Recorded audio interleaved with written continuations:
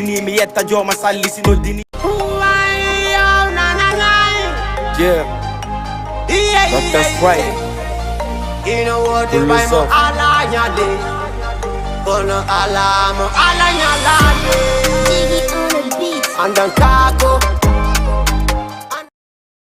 Assalamu alaikum mi hiro inde mo kala inde mo ngiyotor mo mi hiro telespectateur on benda ko Jama TV mi inna hande kadi men hewti e jang men lamdo kasi woni fo no e jang hare hande ka hiide le 5 mars 2024 ido ngandi février on feƴƴi ko mars o wonde nga ko mars mi sikata hare ko no yarata hare min non tous les mardis de mat émission man dawarma vraiment émission at 224 de lamjo te mi wala non inshallah chaque émission o yema anda dawarma nouvelle de anda warma wadi yugol yame wala nouvelle anda warma vraiment di don ko doadi wolede yaltina fi guinem ben woda ko to parce que neddon sa ari nokure anda nokure nden a jodi ke sa ala moyen gonko binta ko a jodi ka hettike wode ko nattoda ko galle ma se ngi don kadi mi arta wana soka ben ko prison ji kambe kadi mi toronobe alla yo alla yaltimbe atira be do jam modere parce que hay godo yalanta ko goddo prison wonna be caabi wadi fete ginaaw ben se ngi don kadi are non kadi anda warma no himbe no wali no nawni no wali ko obitaji kambe kadi kambe ka tron dembe Allah yo Allah yaltimbe be ada be kontina golleji mabbe di parce que mo kala yalanta goddo nawnare mais si ha nawni ko nawnare prison e mayde ko no jokkondiri hare ko no woni fi neddon min non non hande ko mardi bana da warma vraiment ko mardi doade yewte da warma piji da warma wona sadano depuis dubi e be anda warma vraiment no jodi no anda warma no anda jama no andi be mais non si Allah je balade wadi non ko ma taw après yehen clip goto arten idon andi ko ma woda anda warma ko wowla kono woda ko wowla ande mi tim jodi kemi woli be nay nono ko sa defa da nyiri na nyiri no weli acca joma nyiri ndama nyiri mun no weli mais anda defa nyiri ani nyiri man no weli haray no heddi seeda sey no tamina wana PDG on do e kalanda warma no jodi no golla Jama TV woni sénégalais me woni anda warma fulbe be woni sosobe woni dal woni fo en acca hay goto kala anda warma ino jodi no hidi Jama TV wala no jodi no darde Jama TV minamo merci beaucoup minano grand Cheikh Oumar merci beaucoup ande mi yabe jimaadi vraiment ko na feji di yarata parce que piji din ko non ko ma jelondira si jelondira al tun are mo jali hare si sa boreji après mainda naing son sili national goto arte ko plateau men ad 224 DJ Lamzo ido ngandi ko ma wela no sasso ko yate mana ko non sasso ko yate voilà ko non yarta hare wi sili national vraiment yahama ha quart de finale en arti mais non si andari atawi ko feji ko hikka buri ko feji ko parce que mi lawayni ko vraiment hikka sili national weli lan no be yar non hare min non MTJ men gon hewti do hande ido ngandi non vraiment mi jakkanta jomañije hare mi ara mi innabe assalamu alaikum mi yurobe on jarama aleykum salam wa rahmatullahi taala wa barakatuhu DJ Lamzo haray mi weltanike Allah subhanahu wa taala fota ko wana seeda min juule nelaɗo mabɓe Muhammadu Rasulullahi sallallahu alayhi wa sallama tawntuɗen nde ñalande molanade mole ɗo kadi e welo molanaɗo haray juule nelaɗo mabɓe fota wana seeɗa haray weltanike communauté guinen o wonɓe dalde Jama TV e weltanike communauté sénégalais on haray weltanike dendagal wonɓe e Jama TV ɓen fuɗɗore ɗen PDG on ha yewta en e DJ Lamzo ɗon e terme secondara haray mi weltanike on min salmini on moƴƴa haray mi andina jama on komin modi Yaya Mali Yembere woni hewtude ka anten ɗo reportaɓe ɗo ballonɓe fof andi fi muɗum ɗe nder saare nden hiwragol on salmina on ɗo yo mutade seeɗa haray hiwroɗen taw ko adi kon kala ndemagol layɓe e nder Jama TV weltano kadi communauté guinen on koɓe woni ɓe darde comme partout le monde wonɓe darde ka Facebook ka WhatsApp ha hewta kadi ka TikTok ha hewta kadi ka télévision ji mabɓe e weltanoɗen diaspora ji ɗin fof kadi ka wawi wonde ɗo ha Amérique ɗo ha hewten kadi France ɗo ha Italie ha Belgique ha Laguine Conakry ha Mauritanie ha Mali mi haalnama DJ Lamzo hande a heeɓi ɗo invité jo mo andanɗa hoore ma machallahu haray no miɗo tori noon jama on kadi e kala ko o tigui wawi faljude muɗum haray ɓe yaafo kala ko o tigui kadi wawi yewtude kadi tawno yaari noon haray kadi inchallah ɓe anda ko ɗum wonno saago o tigui ɓay tagaɗo kay mom ala mo faljata haray noon kono inchallahu haray Mody Yaya Mali mi weltan kay kadi Mali hewtiɗo hande ɗo voilà ko noon yarata haray Mody Yaya Mali ko kamɓe maɗen invité ɓe hande lawa innugol vraiment hiɗon andi mo kala no andi kono yarata mi arta tawa ɗon taw balala ngara ɗon mi arta min na wona Garam Moussa kamɓe kadi sannem ɗum fota ɓe jooɗi ɗon ɓe darde émission Jama TV haray noon o waɗa partage lien on partage o lien on wona Garal Lamine Touré ley konen kamɓe kadi ɓe jooɗi ɓe darde Jama TV Alpha Ba ñeñere kankadi samne no foto illa DJ Lamzo ero yone to men nanga min no bala ero no yone nanga hande invité je men de ngandi ko hombo be na vraiment men Mody Yaya Mali no dima inni men ko kambe invita min awa non awa hande do yombata hare mi arta wona Mody Yaya Mali vraiment men arta mo wona no men yiya Mody Yaya Mali ko honnum e Mody Yaya Mali watta jengu ko honnum woni golle Mody Yaya Mali. Voilà, merci très bien kono ɗo e mutade mi adda ka golle ɗon tawra mi welta ɗo Lamine Touré e président Boubacar Kosi wondude e kanko messe ɓoye dunduji haray e kala ndema jeyraɗo Koundara Badiar ɗon ha Termese ha Jingan ha Yukunku mi weltano noon kadi siɓɓe men jeyraɓe haray kadi Touba Bagadaɓe men Fanga Sanji Nogoy ha Koya mi weltano siɓɓe men jeyraɓe kadi Gawal centre ɓen ko association Longolafa président Alpha Oumar wondude e kanko messe Malal Kanté wondude e kanko Mam Ɓoyɗo porte parole on e Mba Muttaru Tengue haray mi weltano ɗon kadi ɓeygu an ka suudu ɗon kadi kanko Hadji Assiata e fayɓe nge Ibrahima de e Hadji Rasi e kanko e Gasimu ko affaire jon takko amen ɗo wondude e monsieur Abdoulaye Sangare ya si min ni mi salmina komi faala ko fof wawata masde ka émission kono naccaka wondir tawa andi hunde fof no woodi fuɗɗo ɗum no woodi no yarata faami de andi ni ko en direct wonde en télé Jama TV Jama on kadi noon suivre de ko Facebook ko Instagram ko TikTok fof no daarede e ko Twitter fof no daarede haare min wona Mody Yaya min hande lan andi kono Mody Yaya watta mais noon wonno woodi ando ma no jooɗi no daarde est ce que kamɓe ɓe andi kamɓe are ɓe andani noon ko ɗon men landi Mody Yaya bala ɗum adda ko honnu woni janggo mon tigi tigi way mana si tawi woni golle sport on walla wallu gondingam ko adi kon taw golle an ɗen kaka marché mi fuɗɗori kaka marché mi yeeyata ko toon men watta haɓɓa firta mi waɗa yeeyita ka marché gol tappe Sumbujum haɗa mi hiwɗo en passage wonɓe toon ɓen fof haɗa ko ɗon woni base an on depuis mi ari ɗo l'an 2003 haray ko ɗo woni base an on mi Mody Yaya Mali ko ɗon mi ɗumani kono noon kadi haray lowre an ɗimmere nden kaka reportugol ballon ka haalugol fi ballon e nder Sénégal ɗo haray ça fait depuis konko wiyete kon 2007 jusqu'à maintenant haray ko ɗum ɗo woni guesa ban avant 2007 kadi hari kadi koye ballon on mi ar ɗo tum mi naati e ballon guine kadi koye ballon mi wonno e muɗum haray kadi koko wiyete reportugol ballon kaka Mali ka amen toon kadi woni komi fuɗɗori e muɗum en passage yemberen ka amen ɗon fewndo radio rira laaɓe inchallah haray noon ko ɗum mi continue hakkadi ha ka won ɗo ka reportugol ballon way on nani Mody Yaya Mali kamɓe no ɓe rewri no ɓe hewti hande jama o ko ɗon ɓe haɓɓi depuis 2000 mana 2002 ɓe fuɗɗi ɓe naata ɓe tokka ɓe joga ha hande ɓe hewti ɗo ha jamon ka ɓe naati affaire sport ballon ɓe fuɗɗori Mali ha ɓe hewti ɗo te sa daari hunde fof ko jar par ce que neɗɗo so ala jar a heɓata faale ma o neɗɗo kadi si a ala kadi comment dire ko min nanta ko ɓinna kon si a ala histoire haare golle maɗen haare ala nafa ko wonda waɗugol parce que mi andan DJ Lamzo mi jooɗi ke balatoji buyi ɓe landi kelam ko noon mi watta mi waɗi mi rewi ha mi hewti ɗo kono waɗi joni noon jamon andiriɓe wallu sport e wallu journaliste te ɗon andi journaliste no heewi journaliste ɓe no ɗuuɗi mais noon mais noon en arta ɗum noon par ce que ko marqué koma ko luɓi koma félicité fof ka ko ɗum ɗo waɗi haare ten iwi ɗon haaray après aditanalan lignon par ce que lignon no woɗi andana warma vraiment kamɓe hiɓe wawi natugo ɓe woodi koɓe woɗi alani ko Mody Yaya Mali te Mody Yaya Mali lan andi wawa Mali no jooɗi no darde émission on te lan andi wawa Mali on kadi Mali goto gaynay min ta goto gaynta mais non Mali goto gaynay haare kono yarata way Mody Yaya Mali min arta woni première question min arta wona mi yiyay Mody Yaya Mali ko tunaruji ballon on ya ha hakkunde har ko Mody Yaya reporter ya ha hakkunde Mody Yaya itte adde goɗɗo go konno gon watta ɗum ɗo Mody Yaya Mali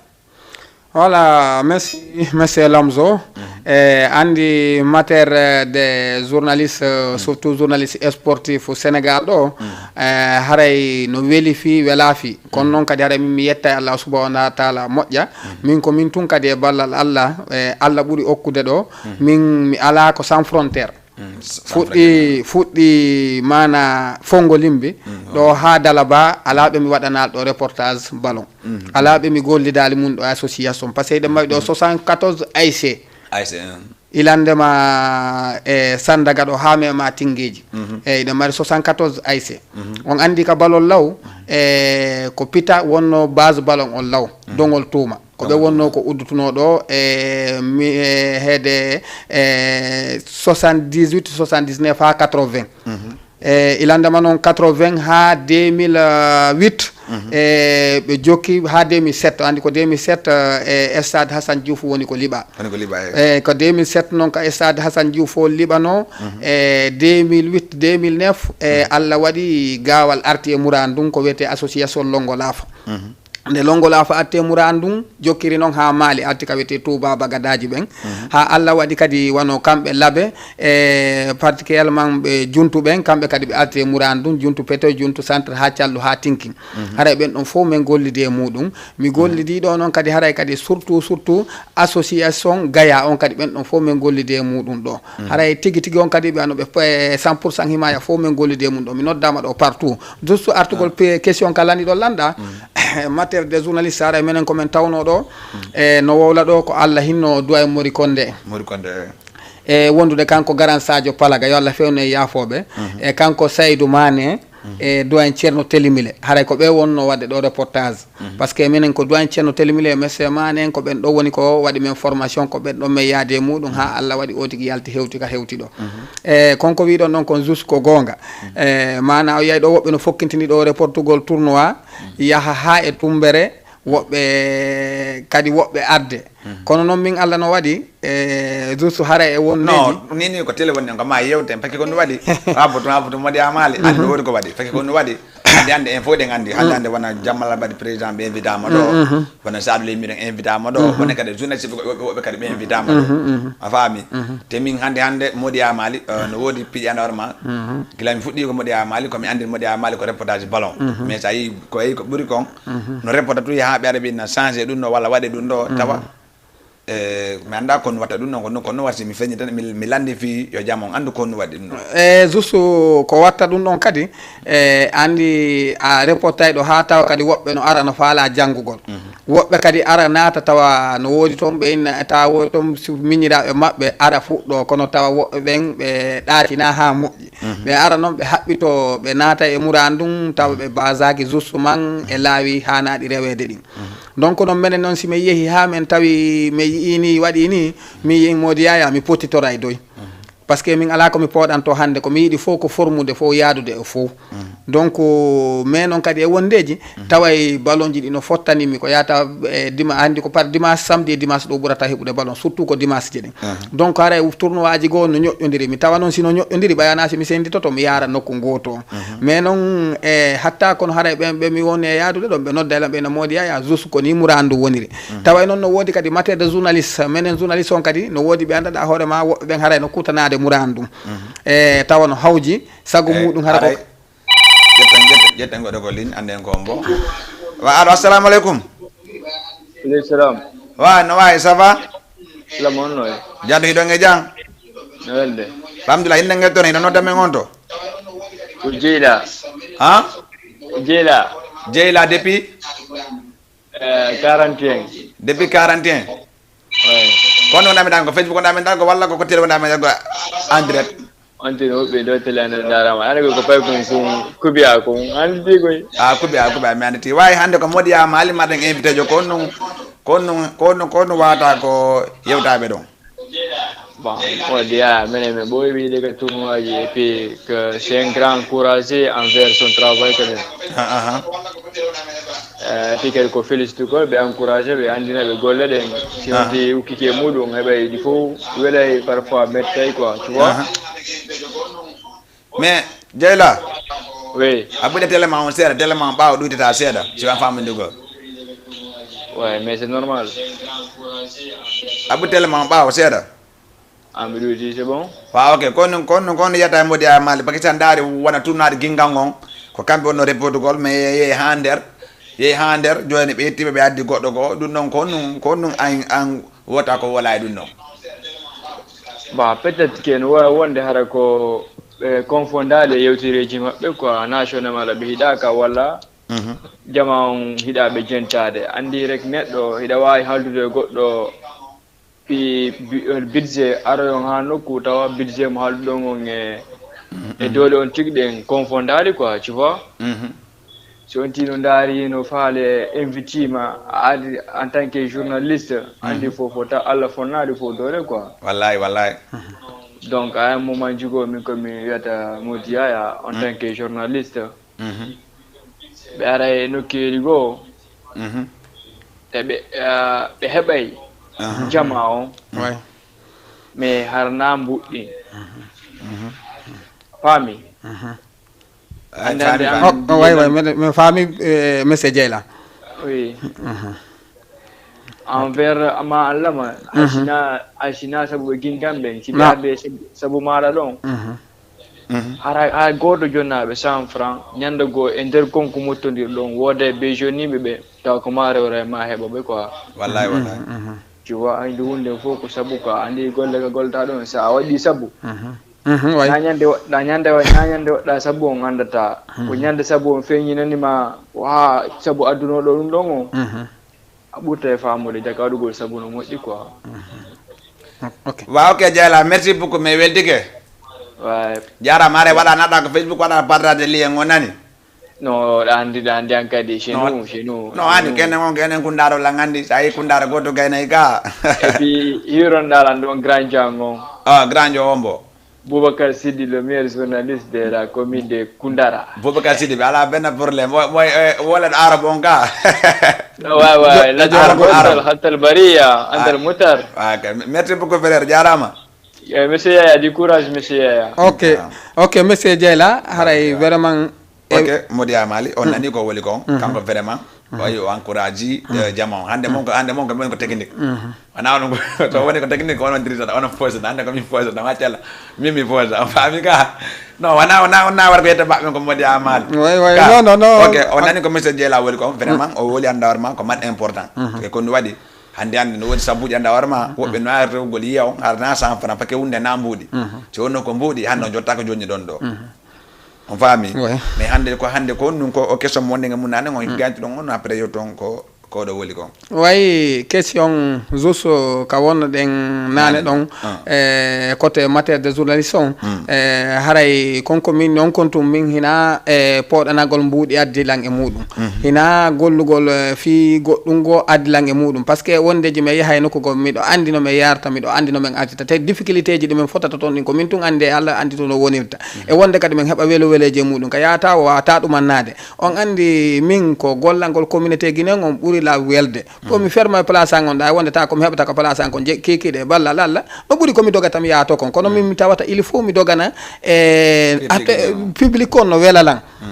affaire reportage ballon kadi no welalan bam to affaire radio no welalan affaire télé no welalan ko wete information no welalan min ko dum do woni depuis ko mi woni paykum donc ko dum don kadi woni ko mi sitani haray ko monsieur Dieyla wi do kon josso ano ka tournoi be jingam ben don min ko min monsieur Sara Julde Kaba e Ibrahima Bendugu ala ko men dogi dale mudum mi profita do mi hiro Alassana Londal haray meden andino men fuddori ha hewti ka hewti min non simi yehi ha tawi kadi piji go hawjete ton min mi hawjata min ko do mi yarta fo no fotay an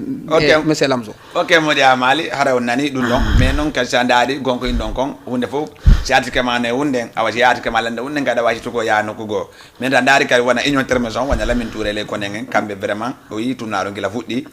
e kambe be noddi on be hidon ko onon woni no ton mais hande tawi modi amali mi arta e mon o journaliste ko watton hare ha hande o medi jangangol fi mum walla affaire on walla on noddama fi yo yaw école fi mum walla on artungi non on nata e mum Merci, très bien, bonne question. Comme hewti o donc première question on haray miɗo landede ngal landal ɗon mana affaire journalisme mom ka aranum mi aru mi naatidi e muɗum ɓay ko guine toon mi fuɗɗi mais komi ari ɗo noon ha heede 2011 e 2012 haray mi profita ɗon mi hiwro ɗon grand Ablaye Telimile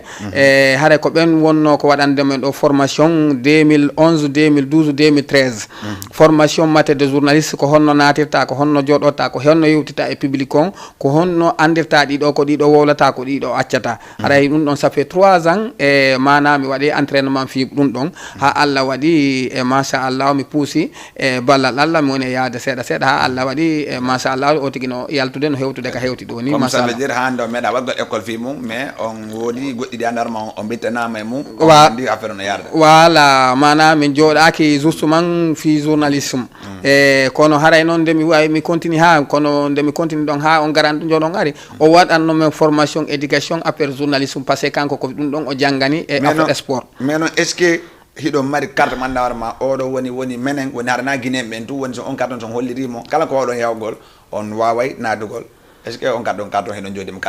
carte de journaliste carte de journaliste ɗo e matière de Sénégal ɗo mi yaali joguiɗo ɗo 100% tawato ko recognisaɗo ɗo haka ministre de l'intérieur mais noon mana mi waɗi damandu fi muɗum ha côté ko ambassade Guinée to mais andi modi amali pakki hande wona journaliste ɓe no ɗuuɗi wona modi mane en wana oya honno jooma goɗɗum hande ɗa jokkimi ha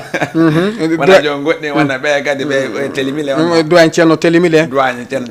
way jon noon est ce que hande wona mane to yi mane wona to buy menen muji koɗo buy mane ko ɓuuri konko e mon base to mais est ce que goɗɗe mon jotti carte anda warma vraiment oɗo no wawi holligol oɗo ko ambassade men walla no wawi holligol oɗo wona Sénégal no wadde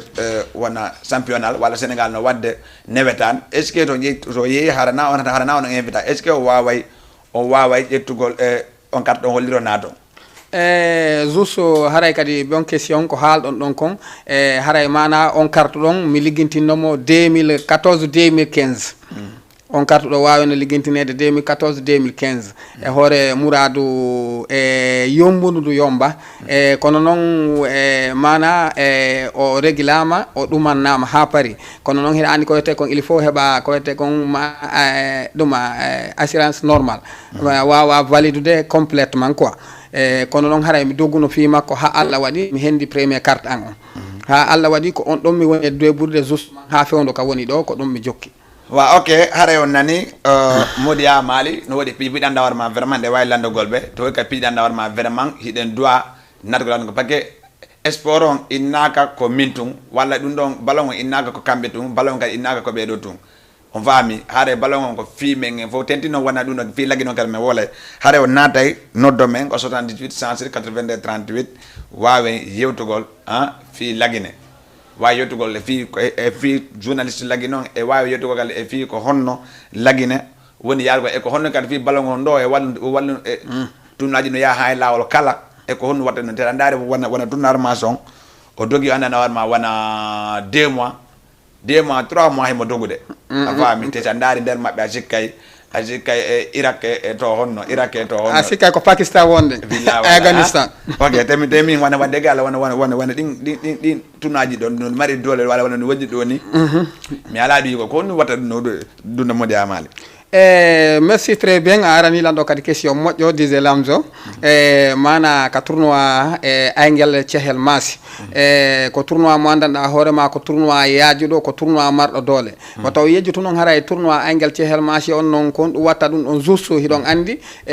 ko ça fait ko depuis Yalta Assane Diouf ko on ɗo woni 2e édition maɓɓe ɗon andi oya première édition on kadi on ɗon o yahuno on ɗon ko tournoi ɓundu wiyano ɓuttunna ɓundu mo wodi Ousmane ɓunde monsieur mawɗo Tyson on wonno hoore muɗum bantingel ñaami mo dandi ɗum ko 2019 2021 no donc on ɗon kadi ɗo andi o wawno dogude ha kanko kadi o kali ça fait 6 mois kadi so kaltoyi noon kadi o wawoy paroyde oɗo kanum kadi andi o fokkutuno ha tari ko sakkitori ko sécurité sa walli ainsi wawi hakkude olympique de Massy e ASC Kewoy Jouy e Jouy final ngal ɗon andi kadi surtout ASC Sengo e olympique de Massy guru garade molanade warno ɗon kadi ɗon andi ɗon haɗa juste ko watta ɗum ɗon ko équipe uji marɗi doole ko équipe uji marɗe yinde e tawi nan kadi yimɓe ɓen joni enen e guinéen ɓe ɓen surtout côté base Massy on to si ɓe ari tawa e gabari on no woodi yimɓe ɓen no hawji piiji no hibbe guiri garareji no waɗa mais discipline on hara mo be no état fi muɗum kono hara mo be no inni kanum perdata donc noon si memmini ke tun seeɗa ɓen arbitre on wujjime walla commission o wujje jattimen donc ko ɗum ɗo wonno wadde programme ji ɗin ha hakkude maɓɓe ɓe ukkodira nde mettude fi minen journaliste tigui min tigui miɗo andi no min négocie no ñande go ɗon tigui minen tigui e condi ñamakundi min e mane kaka grillage o ton min ɓawino ton ko neeɓi ɓeytimi sette condi ñamakundi voilà ɗum ɗo fof miɗo andi Mody Amali mi taƴali on haala kam mais noon wona dawarma ɓe jooɗi ɓe darde vraiment wona émission ji ɗin wona grand alpasi kankar wini mo andi Mody Amali mo andi moƴƴa woɗo weldi wona goɗo gono riven gol tappe mo yeeta café oɗon kadi woɗon andire on are ɗon jooƴo ɗon moƴƴa mais noon min noon bala ɗon daara walla ɗo walla il faut que partage o lien o par ce que ko lien o woni fi fof so ɗon kadi wona salmine wona Désy Boy salminen dal wona Hadja Binta Balde Kolobane kamɓe kadi ɓe jooɗi ɓe darde émission on samina dali kala nana warma no ndaade tedno wona sorti dande détermination wona ɗum maɓɓe on gara lamin touri soni mo ndaade ɓe naata ko 78 107 82 38 78 107 82 38 ɓe wawa ndagol émission on en direct haɗa ka tamnene wona PDG on guiɗo jaman kankadi sammema no fota naata kamɓe kadi ndaade kala wonde ko en direct noon ndaade wona Facebook wona Instagram wona TikTok kala wonde mon darde Jama TV ko fi men en fof tedno wona PDG on ɗo ko suudu ɗo kankadi iɗon andi mo wakkili e golle ɗen mo wakkili e caméra ji mo wakki kanko dal kanko woni fof dal kanko moko technique dal moko ɓe fof partout ɗo andi no wuuri koɓe falan quoi andi wuuri dal so yewti ɗo fi wuuri en gaynata parce que kanko ko DJ wuuri wona hanki wona hande par ce que ka rewno to ɓurno kala ko yiiɗa satti andu hoyi wuuri ka rew toon ɓuuri muusude matede ha ɓiƴƴette goɗɗo ko ligne ɗaɗen ko boni taw walo assalamu aleykum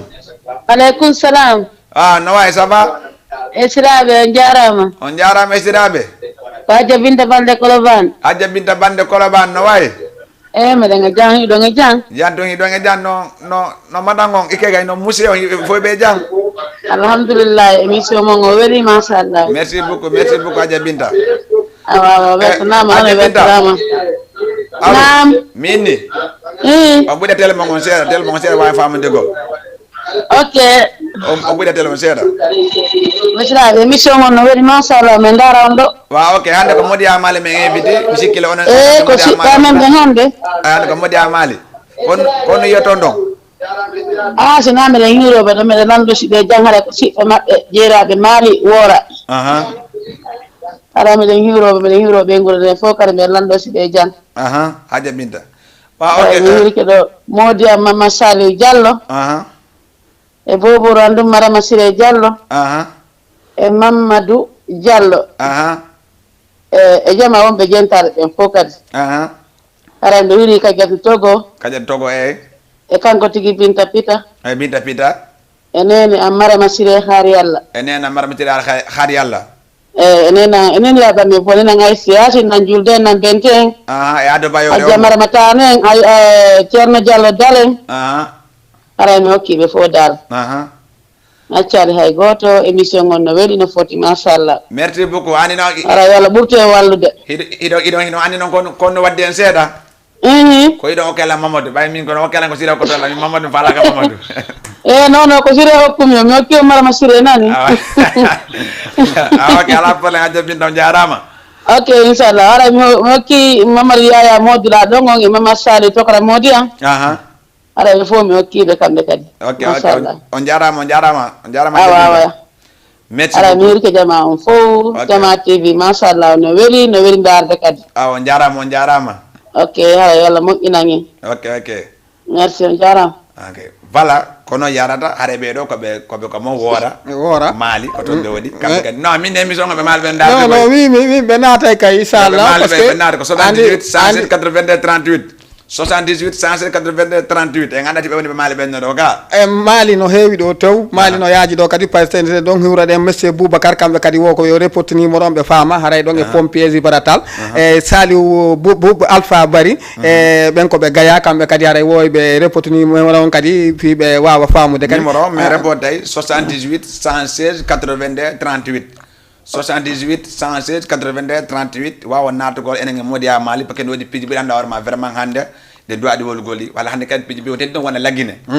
équipe national laggine on parce que so ndaari wona équipe national laggine on e enen fulɓe ɓen e ngala accu yeddede ko leñita o wa alo assalamu aleykum waleykum salam de jalam to way no way ça va Diallo Mamadou Saliou Colobane Diallo Mamadou Saliou e mawɓe no wayi ɗon e jang hande noon memminama dey wallahi memminama TV noon no weeli no foti no weeli daarude no itta wula wallahi mawɓe o weltanama on duwanama Allah nawro e yeeso amin émission mon on no fota wona seeɗa wallahi aray ɗon mi hewriki kala wonɗo daarde sowɗo saay ɗo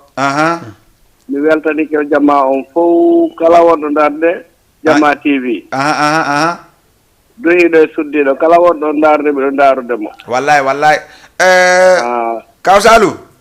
nam de jalam to mi arta e mon par ce que fi laggine kadi ko mawole mi ɓuuri sikkugol ko parti sellon wonɗon ga allo mini allo way mi ɓuuri sikkugol koko parti sello wonɗon ko on nun hande ko on no woton ko ɓeytan ton hande wona laggine no yirɗon laggine wona no dumba woni wadde ko laggine noon kala ko Allah o moƴƴinani en tum ko Diallo Masali modi ha jaɓita balde ɗo e Colobane woni ko hewri on voilà haray kono noon ko wawɗe wiide Allah o moƴƴinani en ka wonde no moƴƴinana en quand même moƴƴina peeji ɗin fof nam no acci o ɓuyda télé on seeɗa no accindiri seeɗa ko ɗum wayi o ɓuyda télé on woy o ɓuytinan télé on seeɗa alo way walo minni nam hande o yi laggine wona fi sellu hotuko laggine sellugol e kadi wona dumbe an noon waddi ko laggine noon ko honno onon kadi wotton ko ɓettande noon e guinéemɓe ɓen ɗon kana ko duwanagol guinéemɓe ɓen so Allah on hokku e ɓurtu e newende ko ɗum noon mi wawitorade kono on andi laamu militaire dal ko Allah o wallu en tout sansana en jonna e laamu civil kadi ta ko wawɗo moƴƴinade leydi ndin moƴƴinana en kamen woni sellu wona sellu Allah on jonno e wawɗo moƴƴinande en pays men on ta ɓurtu waɗay sécurité heɓota hay goto tojjetake jettetake wallahi surtout no Allah hawrindinan en ɗum ɗon e alaji sellu ɓay en ɓooyi yoga men ɓooyi dogude e ɓaawa maɓɓe faalanagol ɓe laamu wallahi voilà haray ɗum ɗon ko ɗum ɗon woni komi tori hay noon kadi mi hiwri ke jamma on foppu kala wonɗo on daarude mi andina kadi jamma on jamma TV no weeli no foti no itta wula no waɗa kadi ha yimɓe ɓen andidira ɓeyda relation hakkude jamma on wallahi to daari ɓeɗo koɓe maali Modia Mali ko kamɓe repoɗe ɓeɗen tori Allah kadi Allah o nawru émission mon o yeeso waɗa barke e golleji ɗi ok on jarama aray mi hiwri noon tun mi humpitan hoore am mi humpito on nandina miɗo e jaam miɗon daarde o mene kadi sa e wo sayi ok on jarama voilà ɓe gandina jamma on kadi yoɓe wakkilo ɓe encourage o fota ɓe daara on saabu e émission mo on ko welɗo ko labbaɗo ko moƴƴuɗo wallahi merci on jarama voilà alay ko bisimilla moon o weltanama fota wona seeɗa ok Kawbala merci si Allah jaɓi voilà Kawbala Mali après maintenant bientôt si Allah jaɓi min gam ɗo e Jama TV par ce que mawɓen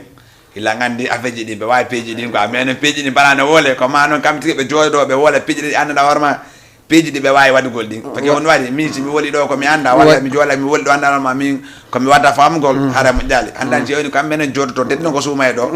ko suuma e ɗo mi waɗa émission ñanda hoorema ɗum ko karam koɓe invitete anda hoorema vraiment mo kala ko wawi ɗon hollira waajo jama on ɓeytana jama on par ce que suumaye on hiɗo gandi balɗe seeɗa haray naati e suumaye on inchallah monsieur Lamzo haray konga ko wiɗon ko Kawbala Mali e Hadja Binta ɗon haray ko wonɓe Colobane ɓen wonɓe Asalem ɓe wonɓe Pardois ɓe wonɓe Gara Yoff Benna Tali wonɓe Médina wonɓe Parcelles haray fof hiɗen heeri salminde waaw assalamualaikum. Waalaikumsalam. Mai samay do ngejang. Ko Alpha Banyen nyere ko riyo nyire jam. Jantung Alpha Banyen nyere. Ido ngejam tong. Jantung alhamdulillah ido nodda men wonto. Meden nodda o Medina do. Medina. Ri 5 Medina ko ndo men daga Facebook walla ko tele on men dargol. Meden darde on ka tele meden jori do meden active e mon bay bo yidam men danko gotan. Ah ok modia kiga bal fa nyere way no do modia ya ma taw rondiro non ta après men wodo ko milandi on. Ok modia ya. Way ba monsieur ma bal fa nyere na la ton. Ido ngejam. No be nguranden no prési Boubacar embe fo hibe no prési kambe Ahmed Baye. Yetti dalla bu alhamdulillah. Modia ya mali on salminama weltanama encouragement kadi toutes les côtés hein. Naam. Ara mi yeltani kadi be masi den fou. Naam. Mido yo kadi be longola fa ben pop. Be longola fa ben hi. Mido sanina kadi be tuba bagadaji de ben kam je mi jeya don. Fanga sanji nogoy. Mido hiro set district sous-préfecture tuba bagadaji on fop. Naam. Hiro monsieur Mustafa Fanga, monsieur Djidi Fanga et monsieur Daouda Bakadi tan eledi nyere. E Saïdou fi Fanga président on. OK monsieur président Saïdou si. Ida sanena kadi non kadi fota be nyere ben kami je mi jeya don. Monsieur Boy Dunduji kanko kadi. Ok kono tigi monsieur Boy Dunduji monsieur Lamine Touré. Parce que dandi Mali Gawal e Kundara enen do ko enen hawti candi ko enen hawti préfecture ji. Ko Allah lan don non hawti en wana goddo wawata en sendude parce que alay non mido samina be nyere ben président tawo Amadou Ba ton e leydi Gueltape e wana non kadi Abdoulaye Teli Diallo Jaka soare nyere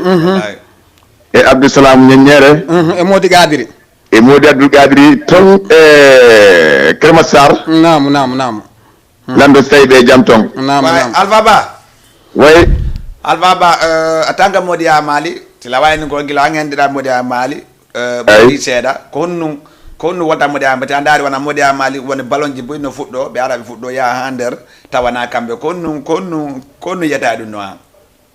no min modia ya Mali ko idan Guinéen kadi non e hor ko boni idan Guinéen ko wadi ubbe ko mana be yanni berne mabbe ndey wallahi neɗɗo noon si yanni ɓernde munden jama on si yiɗimo wona goɗɗo goo waɗi ko Allah lan ɗo waɗi noon billahi an kadi noon allaham so ko Allah lan ɗo jonno ma kon tagaɗo wata hette ɗum e junngo ma billahi wona noon kadi goɗɗo goo kadi ko noon awa ko wawmami wiide ɓeydu courage ko a neɗɗo wakkilaniɗo Guinéen ko a neɗɗo kadi noon immiɗo fiyo Guinéen fof tamude wanene goto wona baba goto wallahi balva ara miɗo samina kadi noon fota monsieur Boubacar Siddi lando so tawi mo e jaam ɓe ñaskamɓen lando so tawi ɓe jam ara mi wike ɓe Gueltape ɓe fof mi accala e goto ɓe Medina ɗo ɓen fof ara miɗo hiro kadi monsieur Billy Boy hiro kadi wano monsieur Abdoul Gadri simi inni tun mi kontay mi faljay si tawino mi falji tun anta haray ko ɓe nder ton wonɓe ka nder ɓerɗe ɓe ɗuɗde Alpha Ba nam joni accu men accitama parce que ɗo kaw toɓe natugo kadi so Allah jaam mi welti ka fero men nana merci beaucoup ok merci mawɗo a jarama bientôt ok jarama ke waw ok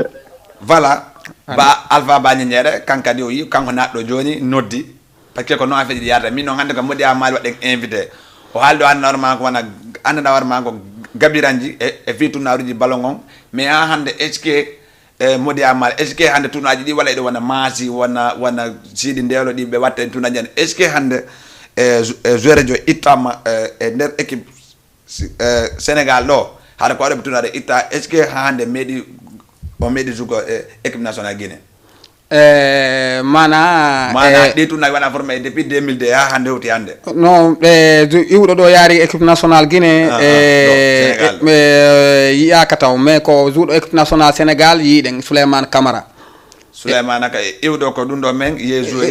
ko kanko kamɓe ɓe rewi e terrain stade Hassan Diouf ɗo Hassan Diouf ɗo Souleymane Camara en ɓe rewi ɗon haray kamɓe on ɓe wawno rewde ɗon ha ɓe Allah waɗi ɓe iwɗon ɓe yeehi France ha Allah waɗi ɓe hewti ka ɓe hewti hande ha ɓe yeehi retraite machallah kono noon iwɗo ɗo kamɓe oɗon ko guinéjo noon Souleymane Camara ko guinéjo walla ko honɗum ko guinéjo mais kono sa waɗi nationalité leydi ɗo ndin haray mais ara wonti ɗo haray moƴƴa hettela ko min noon ko minni tournaruji gila fuɗɗa depuis 2002 depuis Assane Diouf dal ha ari stade Mamadou Dior ha ari stade Amadou Yakare on faami est ce que guinéen jo anda ma hara o tournaɗo wona match organisé ɓe ƴettimo ɗo ɓe nam équipe nationale Sénégal walla hara ko labɓe organisé walla ɗo ɓe ƴettimo ɗo ɓe nam équipe nationale Guinée ko goto heeɓi woni o woni Soulem o moyi ɗon honno Souleymane Camara oɗon ko guinéen jo noon mais non o waɗi national Sénégal joni o joui équipe nationale Sénégal voilà mais ko gonga bon question ka rewɗon ɗo yimɓe boy kadi pose lan on question ɗon mais DJ Lamzo wano ɗon hiɗa andi équipe nationale Guinée on hiɗa andi haray no wona suɓirede no donc andi no woni e yarde noon e depuis fewdo le Lansana kanko général kanko Hamed Sékou Touré ha e général Lansana Conté ha e capitaine Dadis Camara ha e professeur Alpha Condé ta yejjutu kadi comme politicien komi yewtade ɗo kadi affaire politique ha hewtiti kadi kanko monsieur général Doumbouya fewdo ɗo haray fo hiɗen andi no wona e recrutude noon hiɗen andi fewdo Boubacar Titi Camara en e Kaba Diawara en ko ɓe joyno wondude e kanko Pascal Fenduno en haray hiɗen andi fewdo ɗon kadi recrutement ɗon hiɗen andi kadi o dernier recrutement mo yaranoɗo yaraɗo ɗo kadi Côte d'Ivoire passé ɗo malgré ɓe wakkilike ɓe pii ha e ka quart de finale ɗon haray ko ɗo woni koɓe yowta haray ko première fois heɓe ɗumba ɗum wona Modi Amali gongo nani komin kon hen heeɓi joueur goto iwɗo e joué équipe nationale Sénégal ɗum no woni kono heɓali yawɗo Guinée mais ni heɓalta yewɗo Laguine taw tetele yimɓeɓe no keeɗi ɗo championnat ji no keeɗede ɗum ɗoji hino keeɗede mais ni kadi wona Laguine ko fewndi kamen Laguine koko ɓe naalgo fi affaire Cellou Dalein Diallo ɗo walla koko Doumbé a waɗi Laguine kon onon konno wawto yettugol ɗum mbeɗa ko andude ngel mum kon juste hiɗa andi affaire politique Guinée on no wawi wadde doñorgal hiɗa andi ngal rawnay ngal ɓawlay ngal buluɗay olo fuɓɓe wi kakkatar mana fi no famiren quoi e taw yejjutu ka tedda paɗejo waylutuno professeur Alpha Condé fo arno kelli wi oɗo organisé e nayi en élection ji ɗin hiɗen tañƴini bientôt e 6 mois 7 mois wiyano ka ennan sa ko 6 mois 7 mois wi jama o wino ndo waɗu tamaw o organise nayi en élection ji ɗin hara ko transparence ɓayɗen andi Guinée no élection ji ɗi wona organisirede ka meɗen hay goto humpaka ɗum wona Ousmane Gawalen ɓe timo ɓe tiɗal wona o limoji e mana 42 ministre ɓe wondunoɓen fof e 35 conseil ɓen fof ittano hibbidirande wotere o ittuno fop haray sarlo wayte en fof wonano ko wallina e leydi Ousmane Gambawal en fof wonano ko wallina e leydi fof cippina ministre de défense ministre de l'intérieur ministre de communication affaire toutes les ministres wonno ko waɗare man e hakkille mon joni onon ko ɗum hokkete on ɗum ɗon watke o itti o kadi waɗi kadi anda arma ko opposant kadi ko joni taw e mana hiɗon andi ko Bawuri o ƴetti o waɗi taw premier ministre e Bawuri noon taw yejjutu ko fondateur jo depuis e kanko général Lansana Conté o wonino toon ministre kono wonano premier ministre mais joni est ce que gon sengo ɗon haaray ko fi haray ko waɗi bonnugol opposant ɓe ngo woni walla haray ko fi on parce que wayni minan ɓe wayni ɓeeɗa laali ɓe bonnude ko ɗum so itti ɓe fof nde wottere o addi woɓɓe go joni est ce que kadi o waɗi Bawuri hande so woni ko Cellou wanono wonnoto est ce que o wattano Cellou e mana on andi merci très bien mbise Lamzo andi politique Guinée on no hulɓini mana e ko himo waywa e système mo andanɗa hoorema o ƴaway o cippoto o changeay andi ko Guinée tum mari andanɗa hoorema e article mo andanɗa hoorema article ji mettuɗi gerdude mana ko Guinée tu yiyata ɗo sous préfet jo no ƴetta termese ka mum naɓa waɗoya sigiri o a itte sigiri adde beyla o itte beyla adde yembere o itte yembere naɓe duguntunni est ce que en faami e Sénégal ɗo ɗum ala ɗo pourquoi pas par ce que iɗa andi kaka jooɗiɗa ɗon ko ɗo wata wonde gouverneur gollana ɓen ɗon anda ko honɗum wawɗa gollude e on article meɗen ɗon o changeaka e article ɗimmo mana élection présidentielle si wotama ha paari koyeɓe moɓu keesuje ɗen fof ɓe nayi ɗe yiltitade ka seni min je suis pas d' accord mimi d' accord a leydi kala woni démocratie kon Sénégal ɗo si wotama ɗon ko ɗo waylete compté ka bureau de vote ɗon mo ɓe seedito ɗon ko ɗum ɗo yi journaliste ɓen affiché ka damal ala Laguine andi ko ni ɓitino ka politique Laguine siko ɓe falano yo laaɓu par ce que alaji sellu dalen ko non damanino o en yo wonu transparent exclusive mana hara andanda horema wote to don hibbe do wayle don affiché pourquoi pas élection passé ji di andanda horema alaji sellu dalen mana be arno 44% sellu dalen ari vende kanko professeur Alpha Condé nadi wana sellu dalen gon sengo don nadi wana élection ji passé ha yonade ndo windi kanko gañi ke jonno yaada darta kay tebe waliti carton jonno ko non wata dum non parce que si andade wana 2010 e o fejjude e odo min nana nala ko fejjude ko mana no fami don ka politique don côté sellu dalen andi don artu standard son fop wiibe hebi 51% andi ko du wata validude a woni dum be wi sellu dalen gagni ko fo kelli wur parce que wata yejjuto don hakkunde président e hakkunde premier tour et deuxième tour 4 mois beyti saka sangare mali be addi mo be ni ko kanko wonta président seni donc andi do wonna don 4 mois hakka ka 5 mois don woni ko organiser parce que ko yimbe be yuki don fo ni sellu dalen gagni kay ngalike après on don ari rectifier ini c'est qui c'est là so comme ça 42 pour sellu dalen 22 pour Alpha Condé c'est qui c'est là so comme ça il faut aller au deuxième tour fo ini ha do non amura dum ko ndiri kadi be non hatta ko no bay woniri no so yeyi woli bo yaymo on arc-en-ciel fo bambudire parti jigo be dernier moment inna walite ke sellu dalen ari arti 37 kadi be da yehiti 53 est-ce que fami ko non wata dum parce que ndari wana enen pullo hande ande lamu de hidi lamu moƴƴa mais te ndaari pullo sa konti minter pullo ko nayi walla tatu yata opposant ɗuuɗa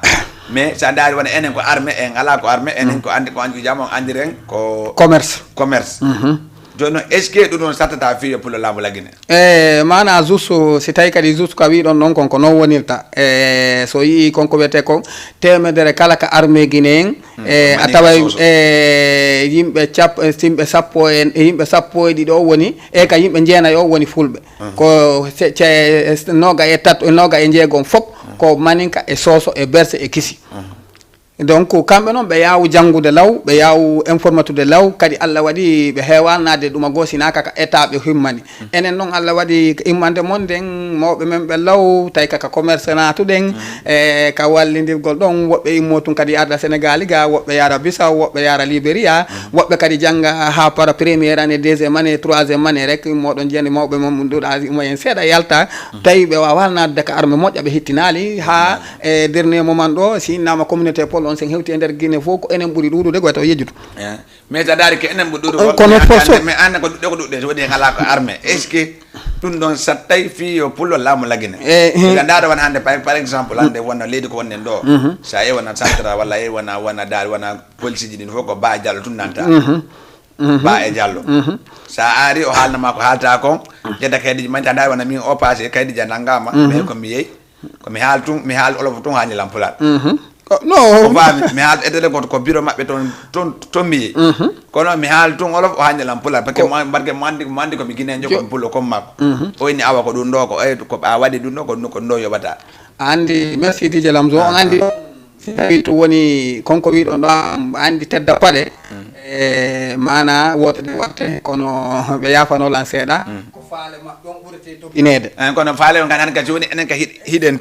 ɗuuri ton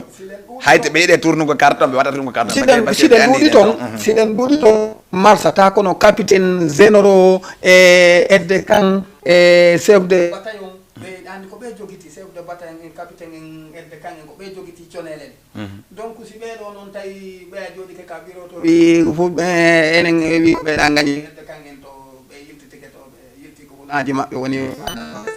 maintenant SM ko ɗum no waɗi gade kadi a ɓata leyɗe goo mais noon kono inchallah eɗen tori ɗum hara e jam yo Allah wallu en gouvernement wonode formé ɗo formé hoore jam o waɗa noon kadi fino élection ji ɗi yaade presque moins que bientôt déjà haka woni ɗo élection présidentielle wawa ka organisé ni hiɗen 3 ans sikki walla way deuxiéme 3e on wonɗen e natude e muɗum joni ça fait ilandema o hendi muran ɗum déjà on fawi joni no hiɗen sutoyi ka 3 ans mais haka woni ɗo o hollal taw calendrier électoral juste hollo en ko janggo élection ji ɗi walla ko faɓɓi janggo no wawi wonde aray ɓe muɗum ok voilà merci beaucoup haray wona Ba Alpha Ñeñere yaltoɗo joni noon kan kadi o yi vraiment ko woli kon e par modi yaya e wona Mousté Dieyla wona Hadja Binta Bande Koloban ha ɗon e Kawan Salou ɗon ha e modi maɓɓe ɗon min da kamɓe kadi o yi koɓe woli kon vraiment lagine ko fi men lagine ko fi ananawar ma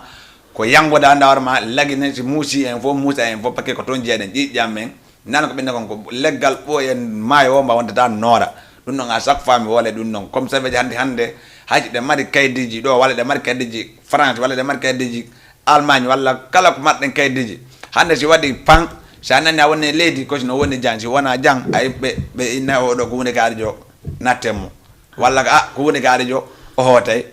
awa boy ma judi lagine ko men te sa ndari kadi wona piji andawar ma buy hino wadede wana andawar ma rewa lawo de no wona lagine ko men on faami wona kala ko no jodi de wona bulo mer no jodi no wala ko medjaaji wala ko fala andawar ma si andano wojjira wala andano jabra kambe tigi be nade be wolnama mi arta kadi wona buy no wolde kadi ni wona Mohamed Fatako e mboma dum do mabbe on mais andi woni sa to nyama koma wola vale mon kankaro nato wadi vidéo ni vraiment yennore ala jabo yennore te yennore si ha goddo yenni ma nene ci da waye mo dum don on ngari hay sa wata mi hande mo yenni lan mawbe metti lan dum non ala hidudo mawdo mum konge hakkude jama de no hakkude jama ari ko no wodi ko wadde be me yimbe ben nata wala dum do wala information sabo non dabbobe abonné wala dabbobe visibilité wala dabbobe dum do etel sa dabbe hunde den wowlu ko hawri wowla hara wana andawar ma ko wadali wowla ko wadi kon sa heba dum sa heba hara heba le wadi dum do me a wowla ko ala fiya hebu wowla ko ala fiya andare wowla ko ala fi yo jama partage wana non partage nga wada ko ni legal jama wada ma partage wowla ko woni legal andawar ma jama no mari hino wadde conseil hino heditade way mi ata question goto parce que ne bata fermer émission ay diko den mi arta comme wallu ngona par sellu no jodi Sénégal wala hande sellu no jodi France wala hande sellu no jodi Côte d'Ivoire est-ce que hande mo falama lam ona ko lagine ko men a jodi ke ayni a hotata est-ce que on wawa lam wala lagine merci monsieur Lamzo harayno yimɓe ɓen lando yo report kadi numéro on seeɗa fi ɓe ɓurta famude aray jama on landitade ga monsieur Lamzo 78 107 82 38 78 107 82 38 nodde men en direct ok ko mi arde donc hette ko min on ko minni wana selno jodi do hande si wuli normalement sino wuli o wona lagine si wula kadi normalement ko lagine dawol ko hande o woni Sénégal walla woni France walla woni don est-ce que o waway medinugol dum nan atanka lagine merci DJ Lamzo justo haray ka andi leydi si tawi sécurité ma wona 100% walla hoolti il faut sotoda opposant exilé no heewi tef sen kontibe do lanata hiden andi wano central no woniri hiden andi ayay do goddo no dogi do yehi do 3 ans 4 ans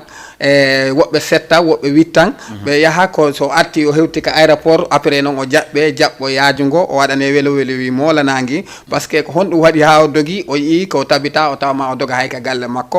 o yaha na sa hejja e laamu ngur rek il faut yalta mais non karko da jolal mo dama wona ko bindo avion mo tawa ko ye mum ko du wadi o dogi walla no tawa ko peji biida ndawrama hino wolede ton est ce que hare wana sabu dum dogini mo walla ko sabu no dogini mo justu hidon andi muradi di wala fi lagine kameden to fi kangal fi avion wal memminano habe il faut be nodde be lande no woniri kabe yaltuno don non ministre o ngaltini communiqué hibe do landede depuis dum be wawali yiltitade donc andi non yiltitagol alaji sellugol il faut wona mana sécurité 100% assuré 100% mana be famondira kadi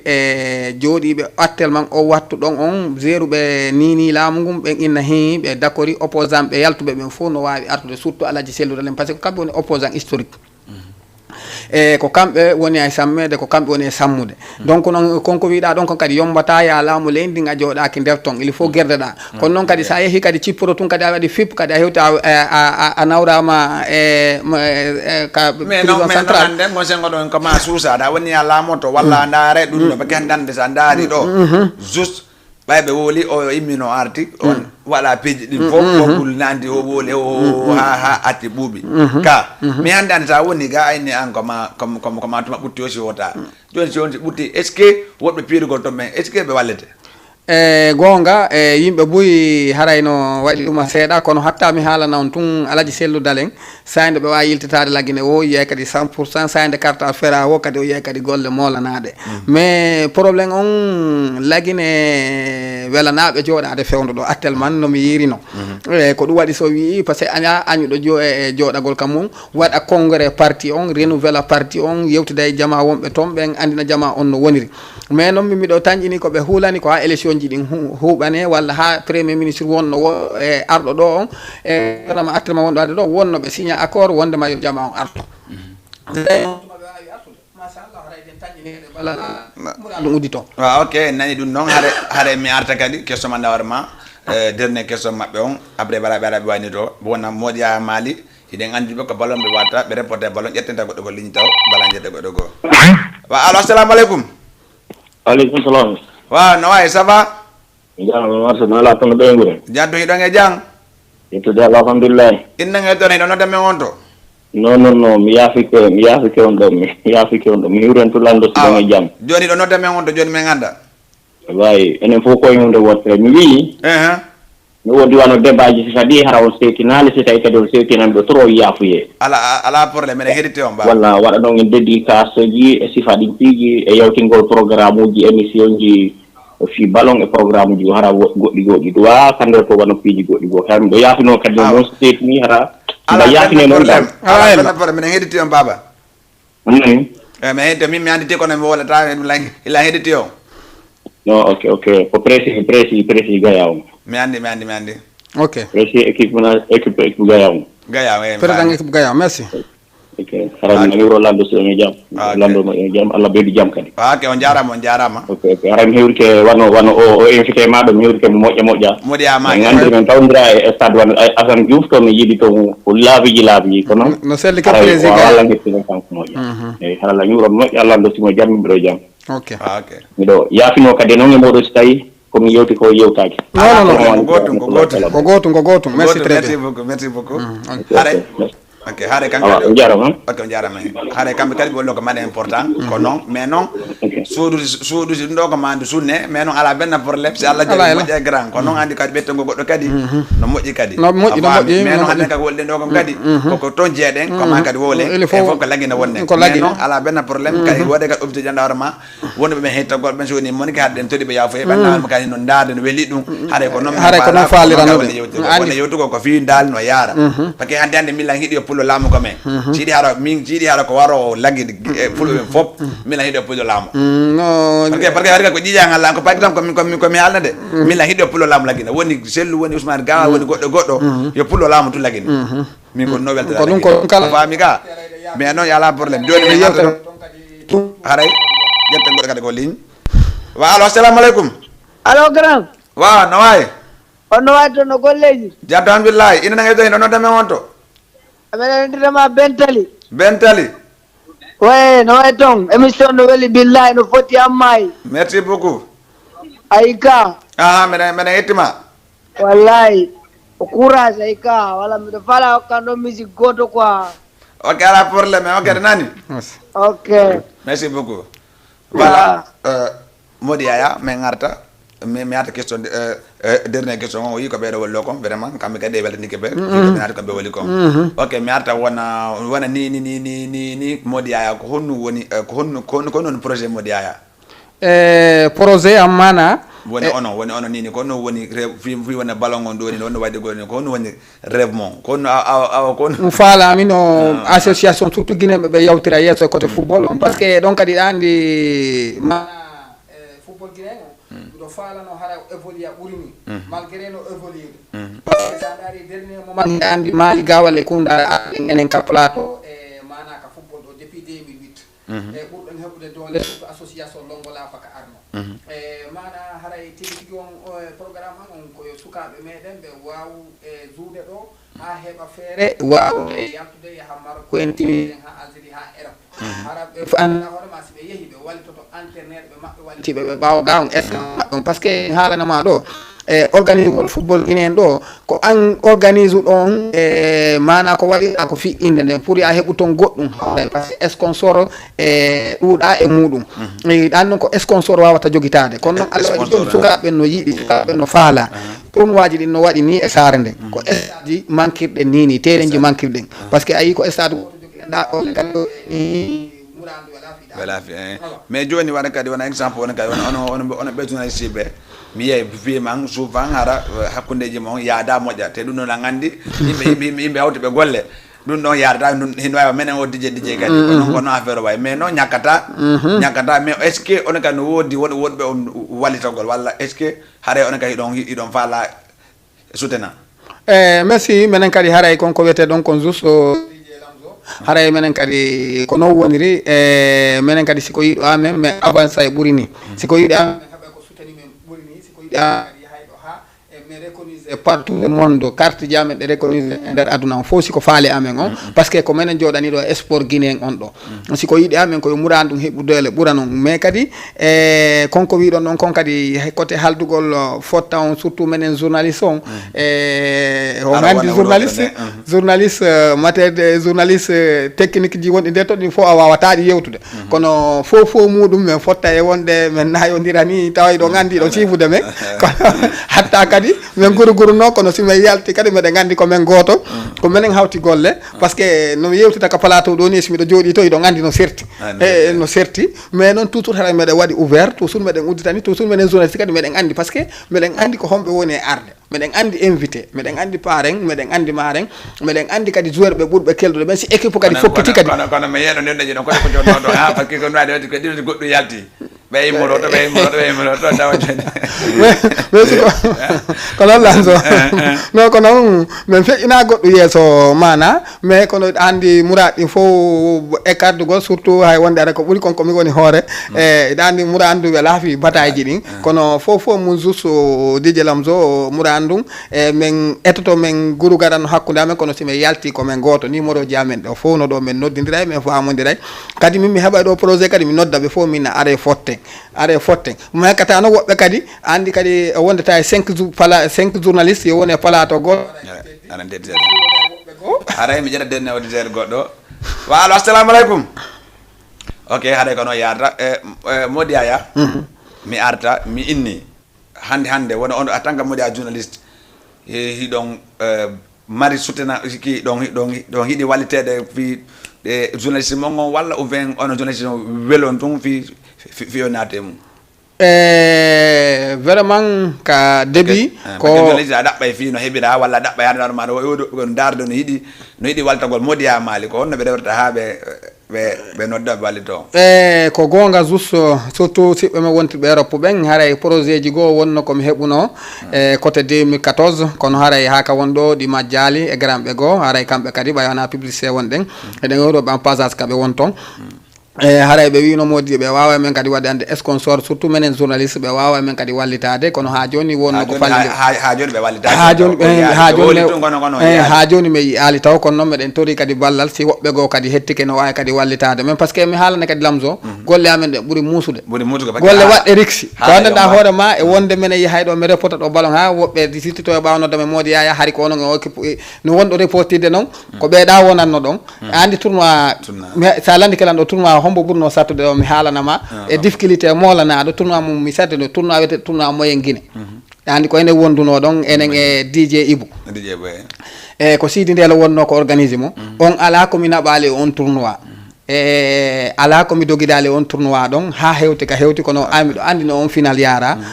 ha bantingel ƴettimo Mody Yaya kadi mata gonsengo ɗon ka seeɗa wani ko ɗo tun mi yeeyi Mody Yaya Mali no reporta mais ko ɓuri kon français on mi yiyata Mody Yaya no walla français ko pulaɗo ɗon tout wolata te mi yiya Mody Yaya Mali no winda on faami joni noon ko honno yiya toon est ce que on heɓata probléme hara ko wolugol tun ɗengal pulaɗo men ngal tun français on tawaga probléme hay e hunde mi meeɗa heɓude saha ko sentiment molanaɗo wele molanaɗo par ce que ko honɗum yimɓe buyno daylan inna menen andi menen ko yewteto pular on ko no ɓuuri men welde c'est ko sagaw men ko pular on tude poto to français o waɗal taw est ce que o meeɗi waɗgol école walla ko arabe on janggoɗo walla ko ndinga mum rewɗe ngam mum merci très bien ko mi adi ko arabe on mi naadano ka duɗal mi wawi jangude ɗon duuɓi jeeɗiɗi an ka naatugol jeetati mi naada école ka wiyete école premiére yemberen yalage kadi skirit haray ko ɗon mi yeeyi ɗon ha e septembre ane haray ko ɗon wawmi arrêtude justement merci beaucoup hara wi modi amali vraiment kamɓe français on ko gonga hande arabu sa jangi arabu a jangi français fof no fota parce que si ɓe woli a windi arabu on a wawi worgol e pular si ɓe woli ko français a windi français a wawi worgol e français te tan daari modi mane e modi aya ko ɓuuri kon won modi a ƴetta pikko kum wola a faami haala kono minen andi no woni janggoɓe français aɗa ɓe wata windugol mais noon kamɓe ala waɗi hiɓe jangi hiɓe ɗum ɗo joni avant ɗo wayni to modi a maali avant ɗo waynitade est ce que meɗa wawi heɓugol haala arabe seeɗa walla hade ko jangi on to sukun modi a maali ɗum noon ko micro ɗo men yiɗa mana aɗa ko janggugol seeɗa men aɗa ko suratol gotol tum men daara modi a maali ok way assalamu aleykum wa rahmatullahi taala wa barakatuhu alhamdulillahi rabbil alamin amana rasulu bima unzila ilayhi wal numinu kulluna amana billahi wa malaikatihi wa kutubihi wa rusulihi la nufariqu bayna ahadi wa qalu samina wa atana kufranaka rabbana ilayka almasir la yukallifu llahu nafsan illa wusaha man kasabat wa lahi man tasabat rabbana la tu'akhizna in nasina wa atana rabbana la tuhammilna ma la taqata lana bihi wa'furna warhamna wa anta maulana fansurna ala qawmil kafirun sadaqallahu merci beaucoup haray oji haray ko noon men kadi suumi Allah jaɓi men ka habbe kaw bala la zo deftere ɗon so mi ari ɗon nde wondeji ko men bëggalle la zo ɗon ko karmakoɓe kaw bala ili fof yide ke maɓɓe il faut que mi ara mi jooɗo mi ara deftere nde ɓe futtoala mi rewto seeɗa quoi joni min gara ɗon kombo waton salmingol ɗon min waynto ɗon juste DJ Lamzo haray kadi musidɓe meɗen ɓen kadi ɓe juntu petoye ɓen kanko monsieur président Boubacar woymo hiwroma fota wona seeɗa eɗandi juntu wo kamɓe kadi ɓe ando moƴƴa haray woɓe hiwroye ga moƴƴa kamɓe monsieur Amadou si Abdouba Bambara dandi kanko kadi haray ɓen hiwromo salminamo moƴƴa e wondude kanko Lamine Touré kanko monsieur Mamed Ba e monsieur Abdoul Adri e ɓeygu an ka suudu haray kamɓe kadi mi salmini ɓe moƴƴa e Ibrahima de e Ibrahima en ɓayde gandi e fof fimaɓe e kanko DJ Bili kadi haray hiwrike mo moƴƴa jamatiɓe ɓen hiwro noon kadi ha surtout DJ Lamzo e kamɓe Hadja Hawa e ɗon eri 5 mi hiwroɗon noon kadi e kanko Diadiam Mumina tuɗon e Malika wondude kenan encore ka Diallo e monsieur Bobo Larewel wondude monsieur Ablaye Sangare ya haray kamɓe kadi fof hiɓe hiwraɓe salmina e monsieur Mamadou Sali Sokili e wondude kanko monsieur Djouma e Ari Fotti Foli kamɓe kadi haray ɗen hiwroɓe ɓe ndaɗo en passage président Alpha Omar Longola fa haray kamɓe kadi en hiwroɓe hiwroɗen noon kadi monsieur Mamoudou Niaskan kamɓe kadi en hiwrikeɓe monsieur Siddi Dawyaji tan en hiwrikeɓe kamɓe kadi par ce que e modi Abdoul Dioma goɗɗum haray kamɓe fof yiɗen hiwriɓe monsieur Lamzo haray kadi si wonta ella o kalano ka nga numéro an on seeɗa si wontano ella ɗo wawi wurgol numéro mo on téléphone o ok haray kala ndema faalaɗo lannodude e sika ka numéro whatsapp haray mo wawi wadde 70 333 28 48 ɗum ko numéro whatsapp o numéro appel on kadi direct haray o tigi no wawi wadde 77 434 74 95 haray ɗiɗo numéro ji ɗiɗi kawtigi noddi law wallitoɗo men fof haray kadi men ɗumanni haray kadi kala noon ko yiɗoga ko welalimo haray yaafini wona kadi monsieur Lamdo antigi kadi mi profita mi weltanoma par ce que hiɗa communauté guinéen o e ma ɓaari ko arɗa ɓurandu kono no wawi wasi a neeɓiɗo a ɓuuri on ɗum waɗi e machallah kala ka rewɗa fof no andi hiɗa andi kadi kala kadi ka wawɗa noddutude fof no andi anniversaire ji ma ɗin fof Allah waɗay mi yaha jama on noto laabe andi sa micro hiɗa wawi hay 2 heures du matin mi haɓata majja talan kadi ko golle an ni kadi a faami kono noon haray tigui tigui on ɓay ko émission ni e wawa garude ɗo